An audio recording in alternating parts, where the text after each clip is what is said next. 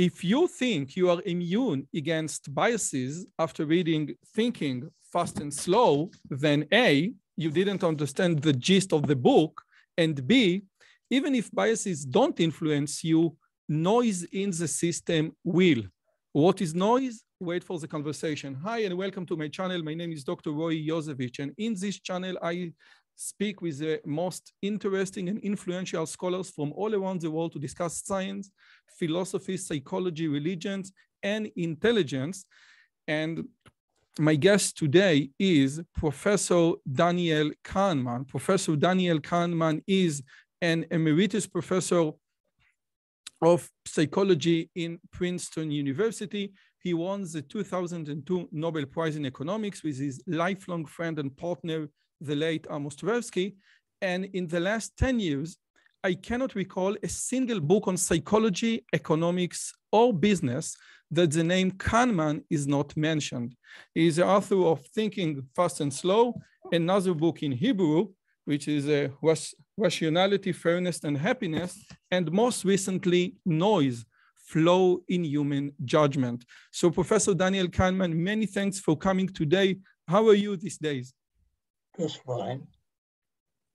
Okay, thank you so much for coming. Now, your book just came out, but I wanted to speak with you much before. So with your permission, I would like to start with a few other questions. So there is a story, I think that I read it in Nassim Nicola Taleb, that in a social gatherings many years ago, you were introduced to a physicist and he asked you, what are you doing for a living? And you explained your research. And then he just turned his back and said, I'm not interested in the psychology of stupidity. Now, is this correct? Is this true story? Yes, it wasn't a physicist. It was a famous philosopher. But yes, he wasn't interested in the psychology of stupidity. Okay, so from this story, let's move on to the first time you were mentioned in Richard Nisbet Memorial, and he said the following thing. Danny Kahneman was early in, he spoke about Danny Kahneman, and then he said, Danny Kahneman was already in resistance. Shortly after arrival at the university, Amos informed Danny that Michigan researchers had shown people to be conservative Bayesian statisticians. Conservative Bayesian statisticians? Danny exploded. Humans are not any kind of statistician. And this observation launched a research program that was transformed the field of psychology and ultimately the field of economics. So if you say that people are not any kind of conservative Bayesian statistician, maybe the field itself, it is, after all, the psychology of stupidity. Maybe if we don't follow Bayes, or maybe if we don't follow, a past experience, something is basically about stupidity in this giant field. Well, I don't think people are stupid. I just don't think that they're strictly Bayesian. The whole idea of people being fully Bayesian or fully rational in the sense of decision theory is a non-starter. I mean, it's an impossibility. So the kind of inferences that are needed to have a completely consistent set of beliefs is just completely impractical when you think about a finite mind. And the mind is finite. That doesn't make it stupid. It's limited. It uses shortcuts. But who could say that people are stupid, when they discover gravitational waves, go to the moon, and do all sorts of things. So no, it's not the psychology of stupidity. It was intended to be the psychology of judgment and decision-making. And people in judgment and decision-making are mostly doing fine. When they do make predictable mistakes, and the mistakes are highly informative, and in some cases are also important. But by and large, it's a caricature of our work to say that its main point is to establish that people are stupid or irrational. It really isn't. So basically, when I read your work or Dan Ariely's work, you basically shed a light on certain specific things or situations or scenarios where people are irrational, but for the general part, people do make rational decisions and do lead their life rationally. Would you agree? No. Rationality, as I understand the term, is a technical term which refers to a logic, and it could be the logic of probabilistic reasoning or the logic of decision theory or the logic of formal logic. And that's what it is. So that's how rationality is defined. And rationality as defined in that way is impossible for a finite mind. This is what I was saying earlier. That the opposite of rationality is that people are not rational according to that definition of rationality. It is absolutely not that people are irrational. This is a word that Dan Ariely has used, but I never use it. To me, irrationality conveys very different things. And I certainly am really not interested in describing people as irrational. And this is not, people who read Thinking Fast and Slow carefully, it's true that there is a lot of discussion of mistakes, but you should see that in perspective, is that when you want to study a process, a psychological process, bringing it to failure is very frequently the way to understand it. So when you're studying memory, you do this to a large extent by studying forgetting. And so it's not that people spend their time forgetting. What is interested is how they remember. But in order to understand how they remember, you have to study how they forget. So that is the line of research. This is great. This is a great insight. Thank you so much. Okay, so this was question number one. Question number two was regarding your autobiography and your experiences with the late Amos Tversky. And let me just almost quote from your book. I have it in Hebrew. You said that I assume that more than half of the laughter in my life I shared with Amos. This is a great quote. And another quote that you said, another important thing that you didn't afraid to expose initial ideas, okay? Unique ideas that you didn't, not fully constructed ideas. And this partnership, this friendship with Amos and the ability to expose those initial ideas had a great impact on your lifelong work. And I ask you as a young researcher, do you have some suggestion about, finding the right partner? Because like they say in Sesame Street, doing research together is much more fun than doing research alone. So can you give some advice to how you pick up your best partner? I think the only advice is to be lucky. It's not something that you can plan, and both things happen to you or they don't. And I was uniquely fortunate to work with Amos, and I was the only one who worked that much with Amos. So I was the most fortunate person in many respects. But there is no, it happened by accident, like most things in life. It happened because there was an opportunity and both of us exploited it, and it was good for our work, but you cannot plan for it. But I think that what you said was extremely important. If you have a partner that you're not afraid to expose your initial ideas, this is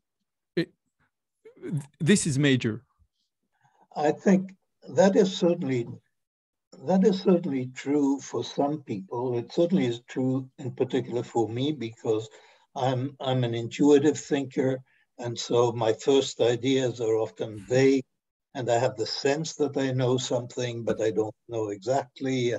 And what was happening a great deal in my interaction with Amos was that I would say something and he would understand it better than I did. That is, he would make out of my vague statement, he saw clearly something that could be done with it. And that's a, it's a great joy, and it's very lucky, because in general, that is something that I've observed.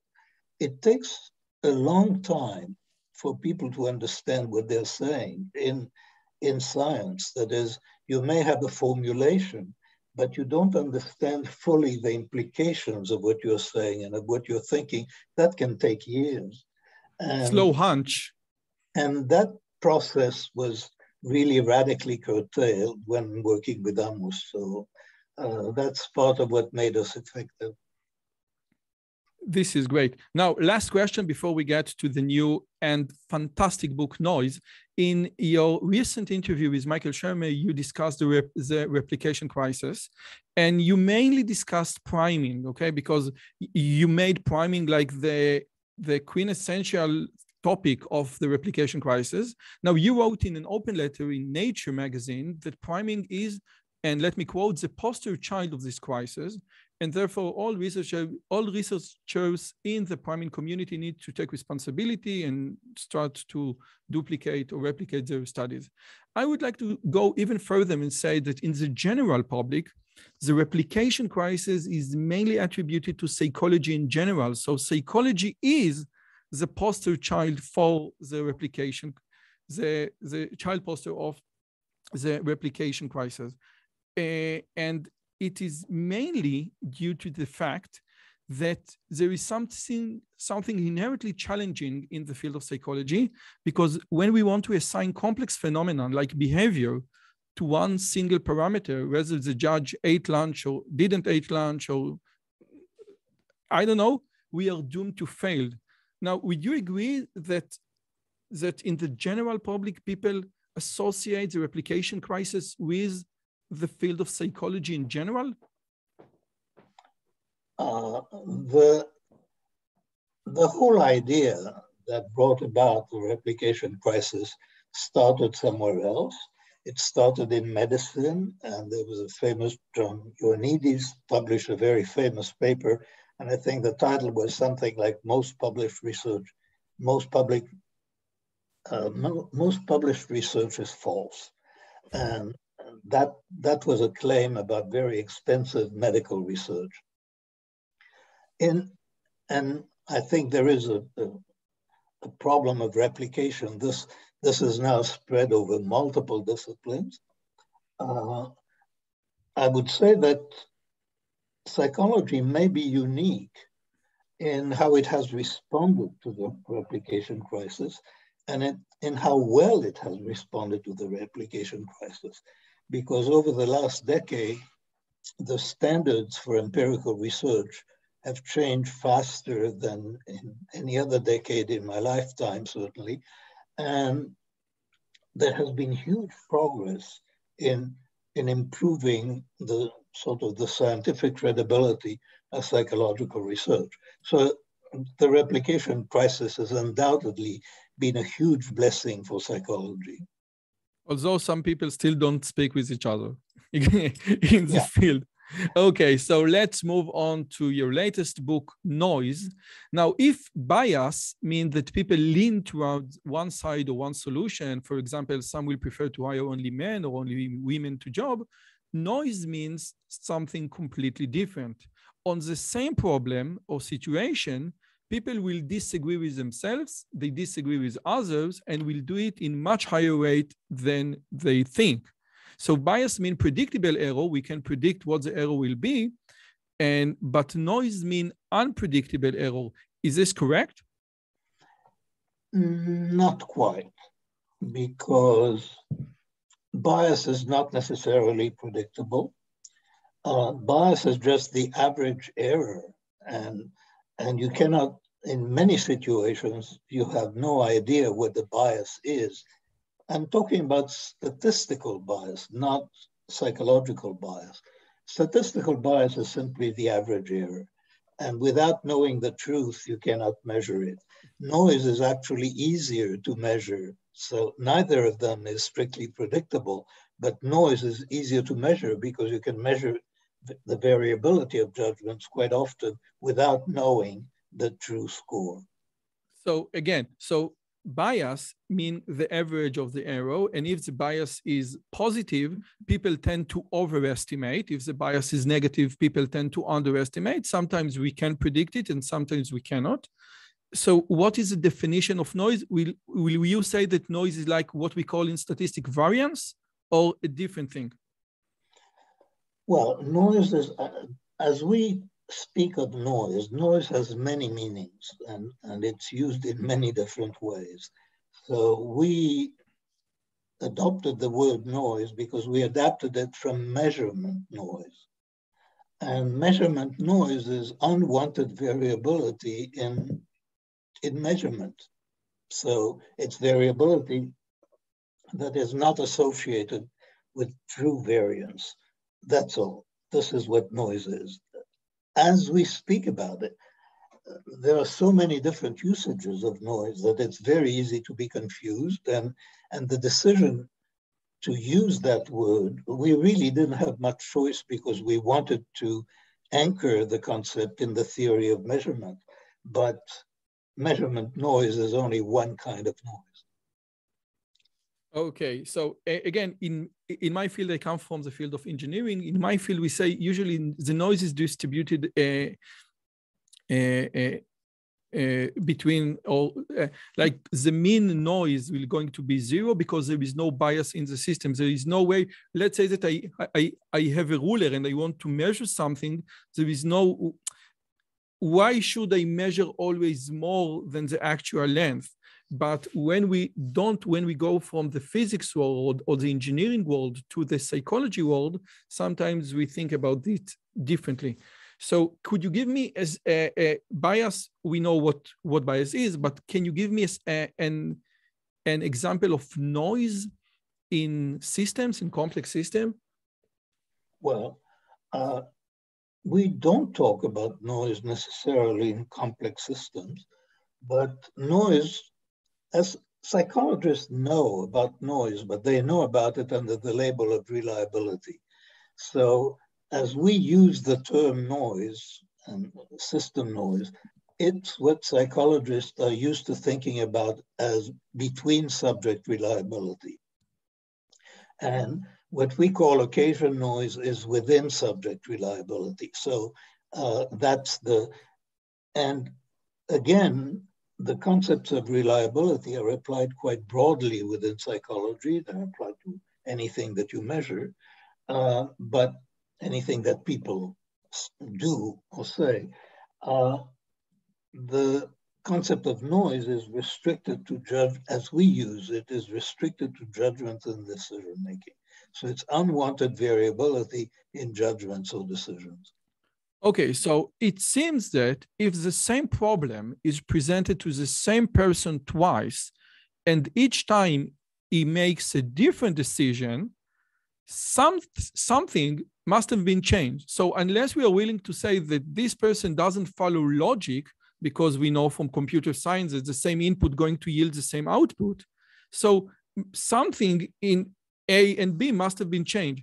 So what could have been changed? The context, or there is another thing?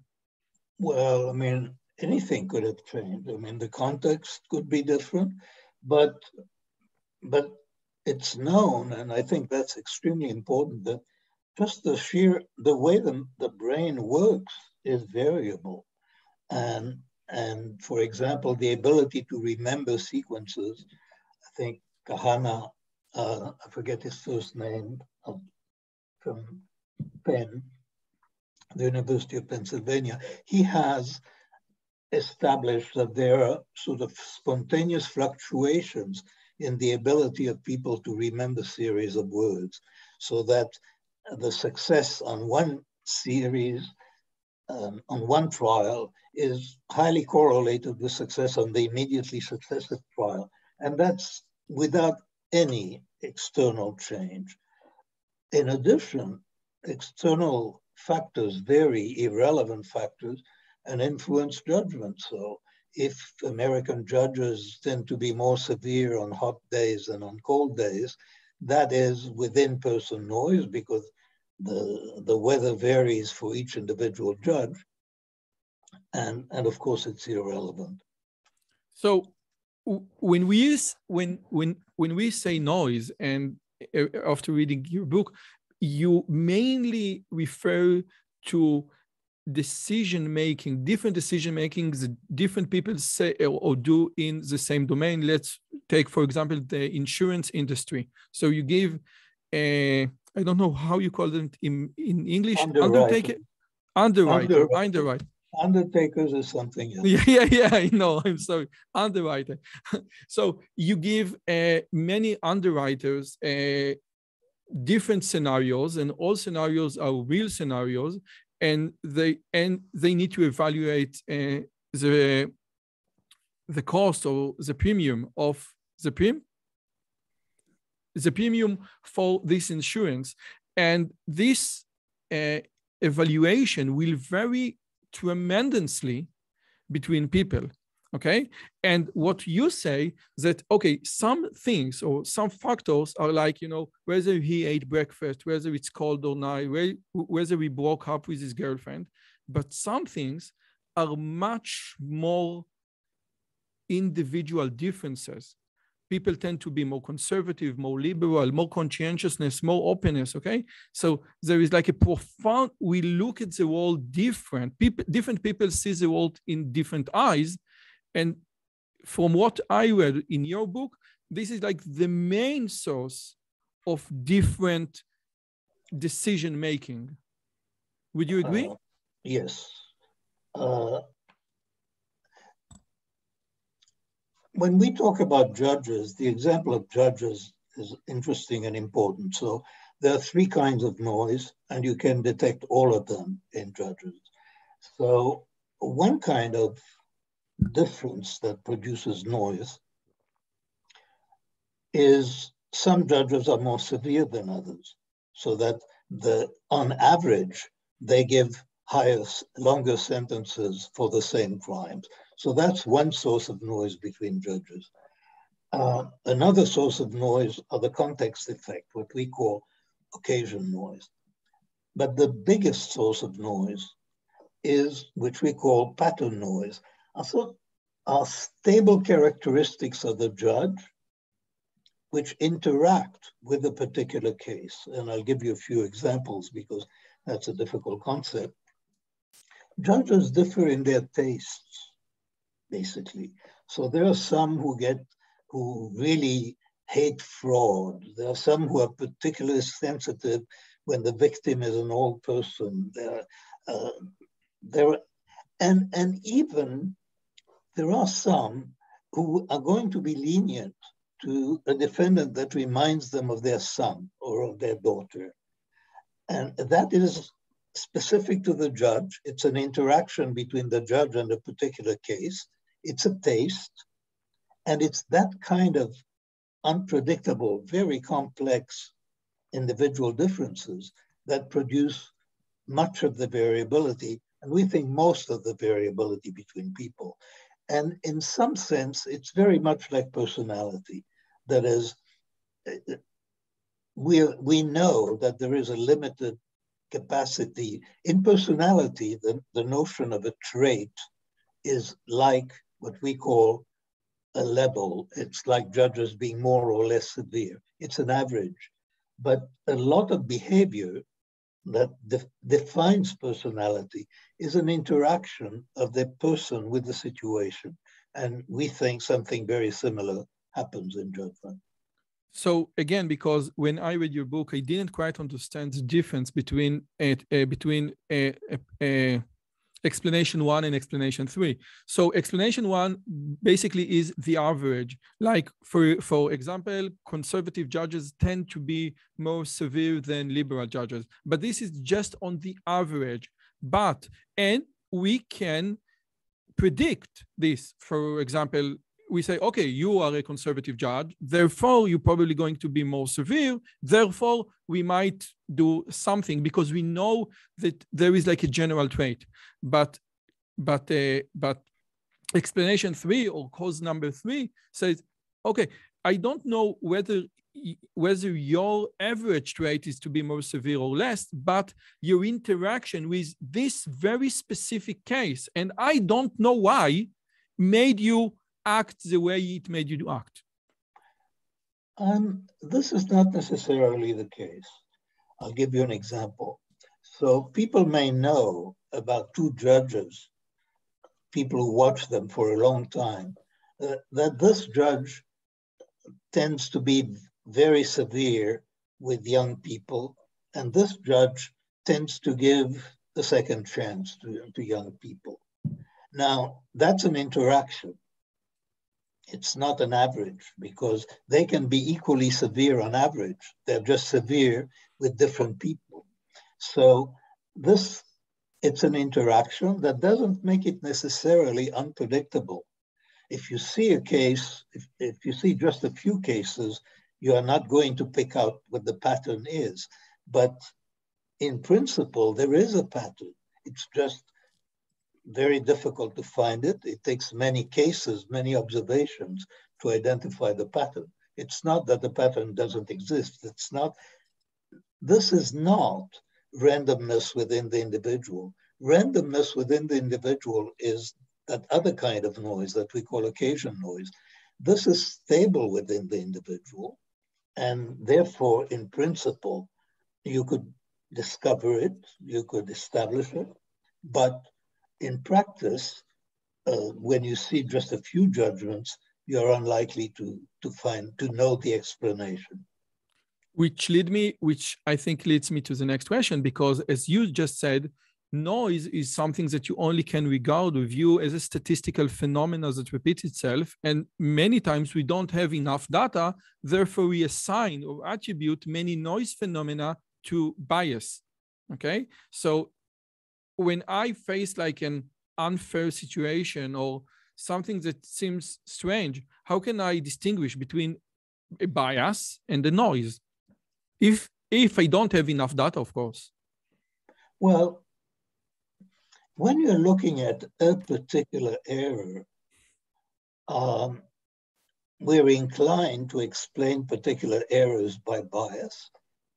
And we never explain particular errors unless outliers, extreme errors, we sometimes say, oh, that was noise. But when it's within the normal range of variability, we do not explain a particular error as being noise or distinguish between being noise and bias. Noise is observed, except for outliers, as I said, noise is observed when you see many cases. And it's a statistical phenomenon about groups of observations, about sets of observations. Bias is different in that sense, in that you can recognize bias in a particular decision. That is, you might be able to predict bias in a particular decision. And there is no way, unless you know the individual very specific. I'm not being clear here. Individual differences, stable individual differences, in some sense, they're all biases. So if you have judges who differ in severity, you can view their severity or leniency as a bias. And even if a judge is particularly severe to young people, but not to older people, that's a bias. So the variability, noise, is produced by individual biases to a very large extent. But in any one instance, you can either be able to predict that in advance, and then you will always be predicting from bias, but you will never be able to detect noise in a single observation, unless, as I said, it's a great outlier. Let's go back to the Francis Galton ox example, where we estimated the true weight of the ox. So unless someone says, okay, this ox weight 1 pound, which is like completely outlier, this is noise. You know, if I say 500 pounds or 1,000 pounds or 3,000 pounds, this is biases. Now, you said something which regarding this example, that many judgment, one case, the biases cancel each other. Therefore, we get a true, very exact estimate. But if I have one judge and many cases, the noise doesn't cancel out. So it's very important, this distinction. And if you could please elaborate on this, because I think it's tremendously important. I think there is a general misunderstanding of Galton's example and of the wisdom of the crowd more generally. It is simply not true that averaging many observations makes the average more accurate. When you average many observations, you end up with a bias, because the bias is average error. So if people generally overestimate the weight of the ox, when you take a lot of observations, you will get a very precise estimate of the bias. One thing that is guaranteed to happen when you take many people or many observations is noise will diminish. But noise, so sampling and repeated sampling is guaranteed to reduce noise, but it is also guaranteed not to influence bias. The true bias is going to come out more clearly when you reduce the noise by sampling. So it's not a guarantee. Wisdom of the crowd people seem to think that if you ask many people, you are going to get the truth. You're not getting the truth necessarily. If there is bias, you're getting the bias. What is true is that because bias and noise contribute to the global measure of error, you're improving the estimate, you're reducing the global error by reducing noise, but you're not approaching the truth merely by reducing noise. In order to approach the truth, you must eliminate bias. Okay, so I absolutely agree with you. I totally agree with you. But would you agree that the Galton example, this very day in the fair, what we saw that out of, I think it was like 300 people, I think, I don't remember, that all that there wasn't a bias there, because the estimated average were extremely close to the true weight of the ox. So what we learned, since we had the true value, that in that particular day, the crowd there didn't have a bias, an overestimate or underestimate. That's correct. That's what we found. So there are really two aspects of the wisdom of the crowd. You can find, if you know the true value and there is no bias, then what happens is the aggregation of many judgments reduces the noise, and it makes the aggregate judgment more stable. And that is true whether the aggregate judgment is precise or whether it is biased. In both cases, you're reducing noise around the average. So, but there is no guarantee that you'll get zero bias by aggregating. Okay, and another thing that I wanted to ask you, there is like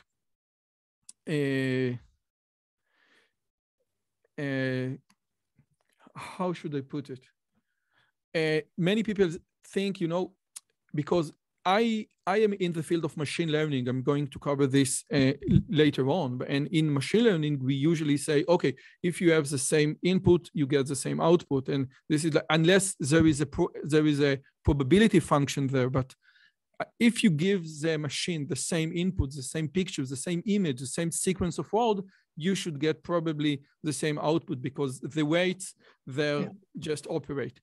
Now, and from what I understand, and let's take the judge example again, it's not just knowing the law. It's not just knowing, it's not just the logic, it's not just the intellect, it's about personality traits, like you said, and other things. And maybe we going back to where we cannot reduce our entire behavior to rationality. We cannot derive our moral ethics from rationality because people are extremely different in their moral opinions. Okay? I mean, you started with machine learning and you ended up with morality and okay. So my question is, if many people say, okay, you can derive morality from rationality. Sam Harris, for example, okay? If you think about it, you will eventually come to the conclusion of morality. You can derive the moral aspect of life from logic. And many people say, it's not going to be the case. And my question is whether the judge example show that we have such a different aspect of different, so many different people think differently, and they all very smart people. So there is the rational and there is something independent, that there are the moral, the personality, and one cannot derive. You cannot say, or you cannot influence one, a severe judge, to be less severe with logic. You can't influence a liberal judge to be more severe with logic. Would you agree? Well, I mean, I disagree with so many parts of what you just said that I don't know where to begin. But the first thing is, I think it's a very rare, it's not the common opinion that you can derive morality from logic. The common opinion is that you cannot derive ought from is, so that those are very different domains. And there is, I think Sam Harris believes that you can derive morality from rational arguments, but not many other people do. There is something else happening. And so given that I don't agree with the premise, no, I'm not sure what the question is. So, okay, if you don't agree with the premise, so it doesn't matter. So let's go on to the field of machine learning. And in machine learning, what we have is a bias variance problem. And many people, when they discuss machine learning models, usually say, listen, there is a problem, and there is a very profound problem in machine learning models, that we learn on one distribution, and then the data, the test data, the real world data, it comes from another distribution, a different distribution, okay? So we can't train a model to detect cats, because future cats are going to come from the same distribution that past cats has come from. But if we want to forecast the Bitcoin price based on what happened 3 years ago, it's not going to happen, because the Bitcoin price right now comes from entirely different distribution than the Bitcoin price 3 years ago. So, and you refer to the different distributions in your book, in chapter 10. So my question is, regarding the different distribution, is this the same with human, where as human, we are trained or we are leaned toward one distribution, and where we are presented with data from another distribution, we just cannot extrapolate, or we just cannot generalize, and I think this is a term, generalize, to the new data or to the new distribution? Well,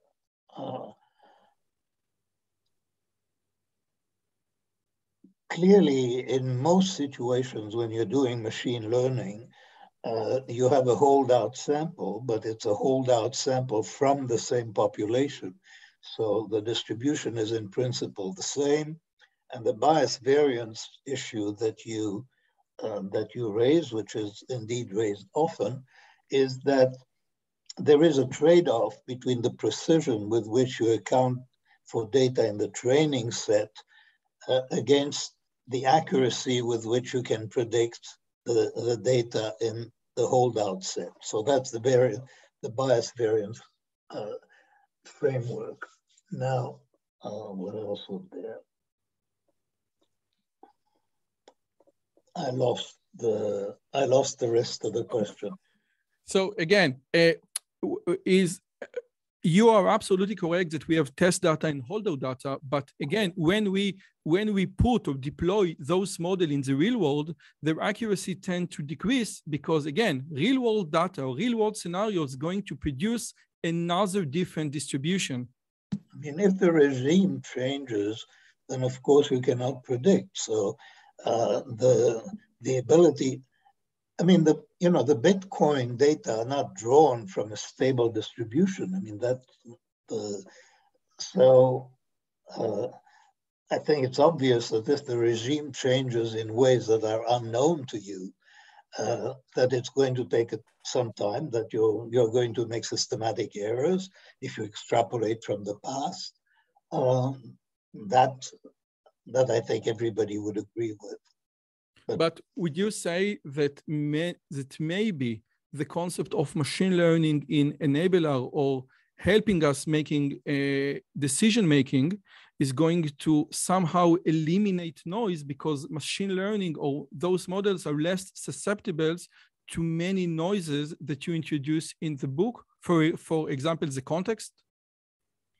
Well, in general, but any rule, as you pointed out, any rule that is applied consistently is going to eliminate noise. So that is true of simple rules, and it is true of machine learning algorithms.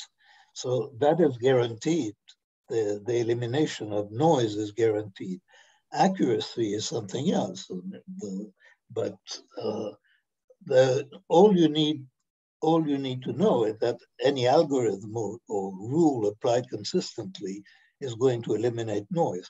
Now, it turns out this is one of the big advantages of algorithms over humans, is that humans are noisy and algorithms are not. And the impact of noise on accuracy is such that I think the main advantage, not in every case, but certainly with respect to simple models like regression models, the main advantage of simple models over humans comes from the fact that the models are not noisy and the people are. And when you say noisy, in this context, can I replace the word noisy with consistent? Because the model will always assign the same weight to each parameter? Well, I mean, consistent, yes. I mean, in the noise-free and consistent are the same.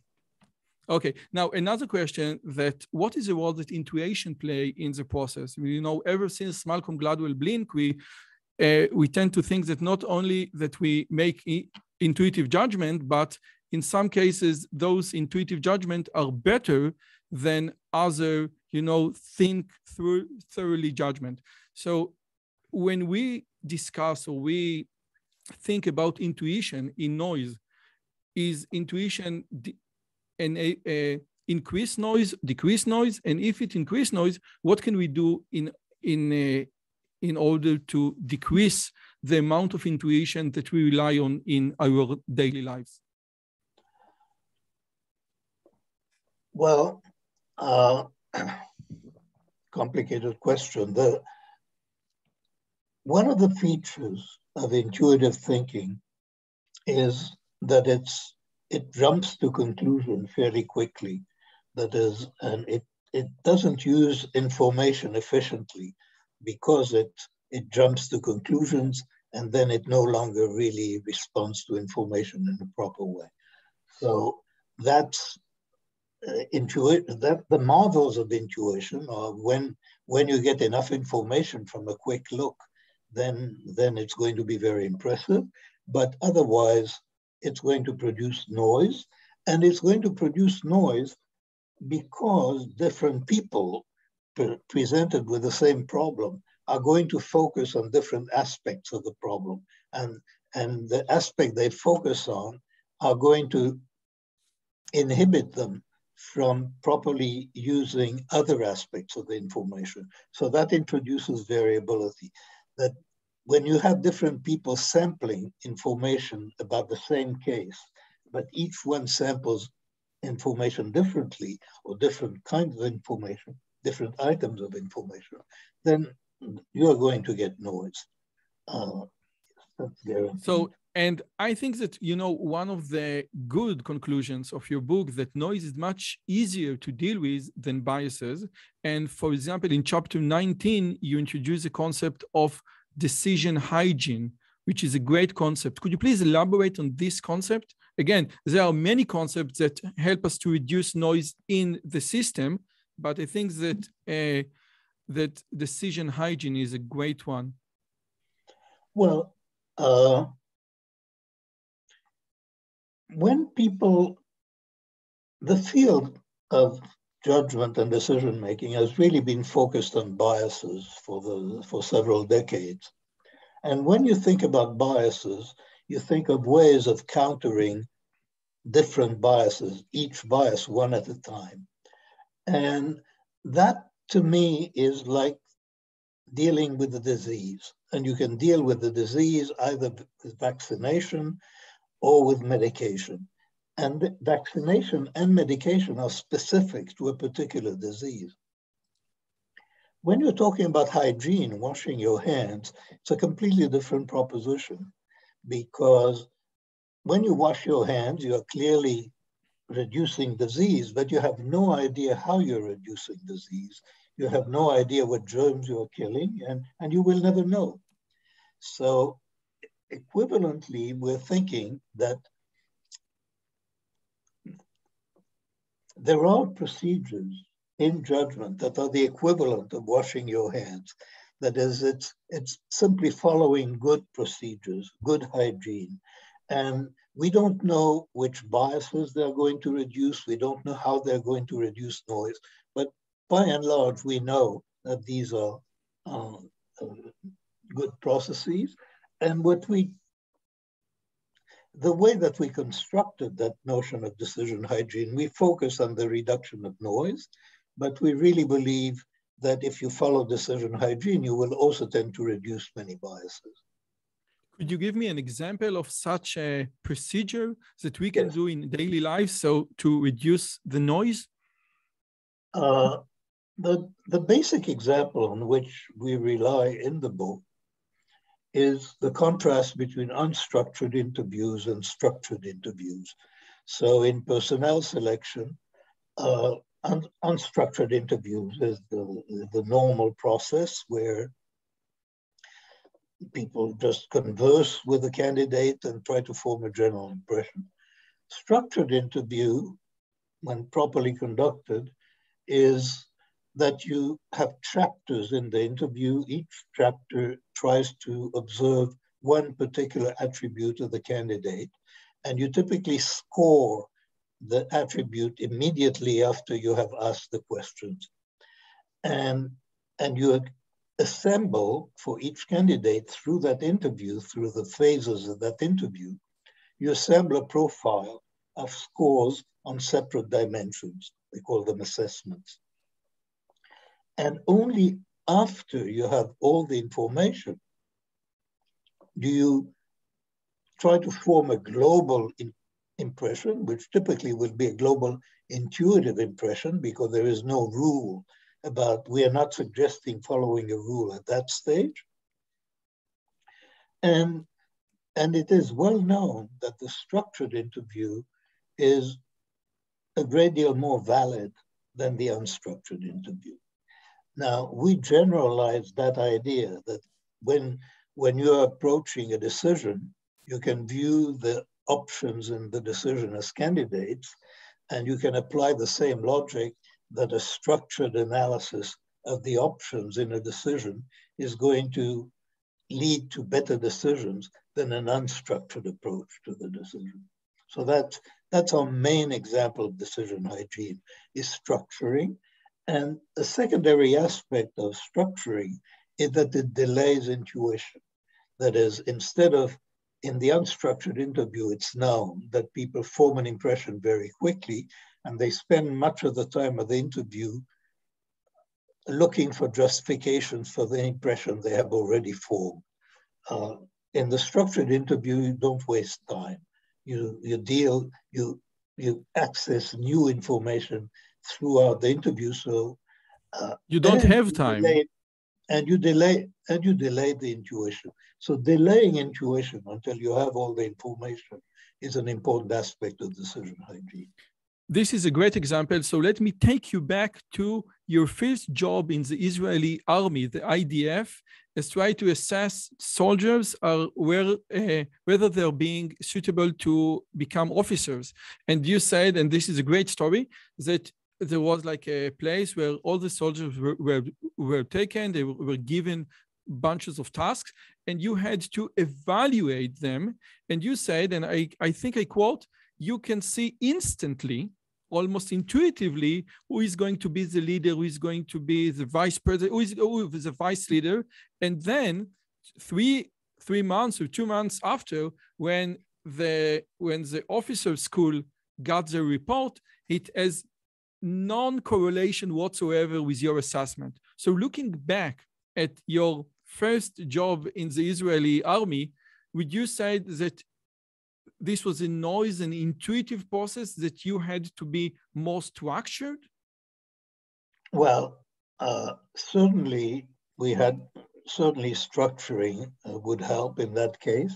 The main phenomena that I described in that story was something that I've called the illusion of validity, yes, which is the very strong impression so that you do know who is going to be a good leader or not. And the striking thing that I talked about was that even when you knew the statistics so that you knew that actually you could not predict, you still got that intuitive sense of very high confidence that you can predict accurately. It's like Hofstadter law. The job takes more time than you think, even if you are familiar with Hofstadter law. Okay, so Professor Dani, thank you so much for your time. I have one last question with your permission. You know, in the Israeli Jewish culture, we have two famous Kehneman. One is, of course, you, and the other one is Yosef Shlomo Kehneman, the founder of Ponovich Yeshiva in Bnei Brak. And my question is, and he was your uncle. And my question, did you ever meet him, or did he influence your life in any way? Well, I met him when we came to Israel in 1946. He was there to, along with my mother's family, wait for us. I had my bar mitzvah there, and he taught me something about the sermon that I had to discuss. But I wouldn't say that he was a major influence on my life. He was a marvelous person. And he was, although he was, very extremely religious and so on, he was also deeply tolerant and had many friends actually who were not religious. And he was a marvelous figure. But to say that I was influenced by him would be too much. Wow, thank you so much. I see from your eyes that just the memory excites you. So, and if you don't know who Yosef Shlomo Kehneman is, he's a founder of one of the leading yeshivas of the ultra-Orthodox sector in Israel, and he ordered to put the Israeli flag on the yeshiva every Independence Day, which is a major in Israel. Professor Daniel Kehneman, thank you so much for your time. Thank you so much for your lifelong work. And may God give you many more years of research and good work for humanity. Thank you so much. Thank you. Bye-bye. Bye-bye.